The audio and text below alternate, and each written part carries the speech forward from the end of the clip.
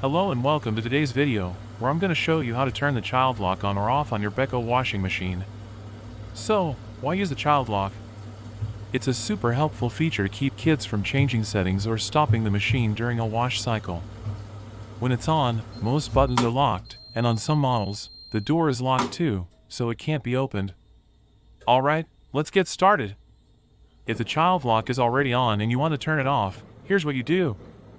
Press and hold the auxiliary function button 3, or the button with the padlock icon, for about 3 seconds.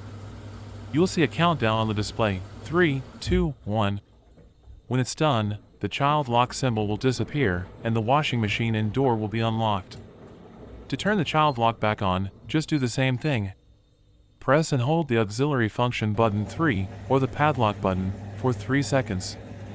After the countdown, the child lock symbol will appear on the display, and the controls and door will be locked to keep kids safe. And that's it.